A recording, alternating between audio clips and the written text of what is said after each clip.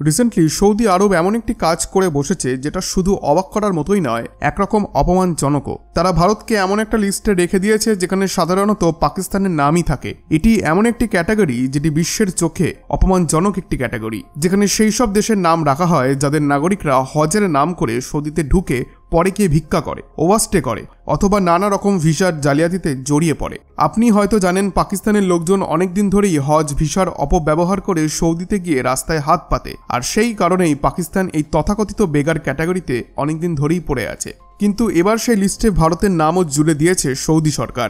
শুধু ভারত নয়, মোট 14টি দেশের নাগরিকদের জন্য হজ ভিসা নিয়ে নতুনভাবে নিষেধাজ্ঞা আরোপ করা হয়েছে। এখন প্রশ্ন হলো, কেন এই সিদ্ধান্ত? সৌদি আরবের অভিযোগ কিন্তু খুবই পরিষ্কার।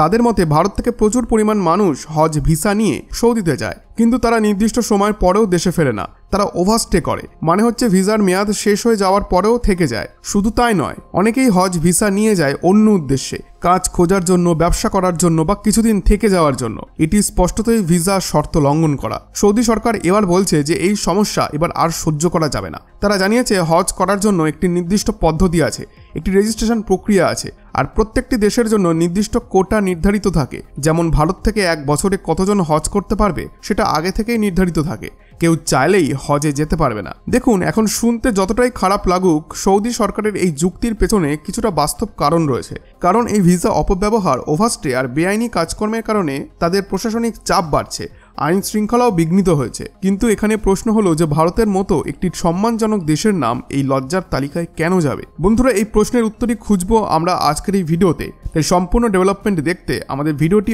অবশ্যই শেষ পর্যন্ত দেখুন। আর ছোট্ট একটি অনুরোধ করব, ভিডিওটিকে একটি লাইক করে চ্যানেলটিকে এখনই সাবস্ক্রাইব করে দিন। দেখুন, প্রথমে আপনাদেরকে একটা জিনিস বুঝতে হবে যে হজের জন্য যে কোটা সিস্টেম চালু রয়েছে, এটা কিন্তু সৌদি আরবের একচেটিয়া দাদাগিরি দেখানোর জন্য নয় যে আমাদের অনুমতি না থাকলে কেউ হজ করতে পারবে না। আসলে ব্যাপারটা একদমই এরকম নয়। এই ব্যবস্থা আপনাদেরই নিরাপত্তার জন্য করা হয়েছে।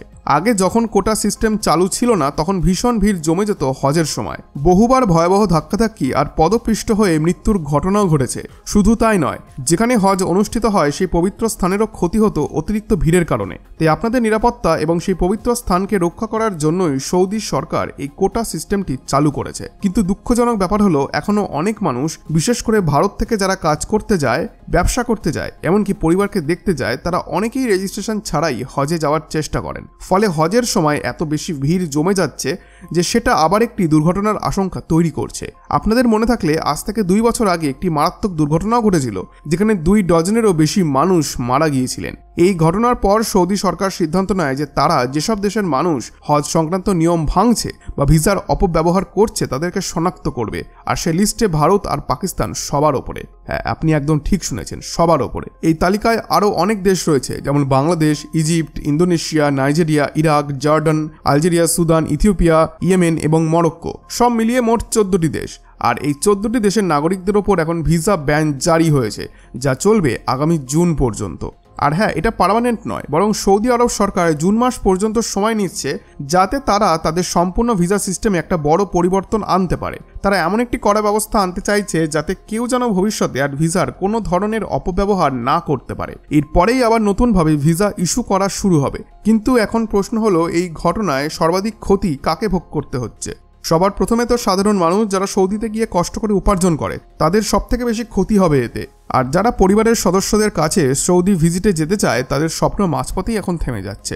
এর বাইরেও একটা ব্যাপার আছে, আর সেটা হলো এই ঘটনায় দেশের সম্মান ক্ষুণ্ণ হচ্ছে। ভারতের পাসপোর্ট র্যাঙ্কিংয়ে প্রভাব পড়ছে। একটি বড় শক্তিশালী দেশ যেমন সৌদি আরব যদি ভারতের ভিসা কিছু মাসের জন্য ব্যান করে দেয়, তা গোটা বিশ্বের চোখে কিন্তু একটি নেগেটিভ বার্তা যায়। টু বি অনেস্ট, ভারত সরকারকেও এই বিষয়ে কোনো কঠোর পদক্ষেপ নেওয়া উচিত। কারণ এটি শুধু সৌদি আরবের ঘটনা নয়, বিশ্বের অনেক দেশেই এমন ঘটনার রিপোর্ট আসছে যেখানে ভারতীয় পর্যটকেরা গিয়ে স্থানীয় লোকেদের সঙ্গে দুর্ব্যবহার করে, এমনকি চুরি পর্যন্ত করে বসে।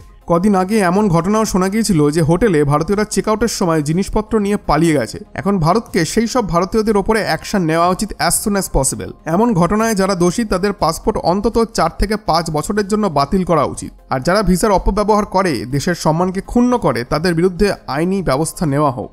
এমনকি যেসব এজেন্সি ভুয়ো নথি দিয়ে মানুষ পাঠাচ্ছে বিদেশে তাদের বিরুদ্ধেও সরাসরি তদন্ত শুরু হওয়া উচিত। এখন সময় এসেছে ভারতও দেখিয়ে দিক যে আমাদের দেশ শুধু প্রযুক্তি বা উন্নয়নের ক্ষেত্রেই নয়, বরং রুল, রেগুলেশন এবং সম্মানের ক্ষেত্রেও জিরো টলারেন্স পলিসিতে বিশ্বাস করে। আর আমাদের দায়িত্বও কিন্তু কম নয়, আমাদের উচিত আমরা যেখানেই যাই না কেন দেশের নামকে উজ্জ্বল রাখা, সেটা হোক সৌদি আরব, দুবাই, আমেরিকা বা যে কোনো দেশ। যদি আমরা নিজেরাই দায়িত্ববান না হই তাহলে দেশের পাসপোর্ট তো থাকবে কিন্তু তার কোনো মর্যাদা থাকবে না। তাই শুধু সরকার নয়, সচেতন হতে হবে আমাদেরকেও। বন্ধুরা, আশা করছি আজকের এই ভিডিওটি আপনাদের ভালো লেগেছে। ভিডিওটি ভালো লেগে থাকলে ভিডিওটিতে একটি লাইক এবং চ্যানেলটিকে এখনই সাবস্ক্রাইব করে দিন। ধন্যবাদ।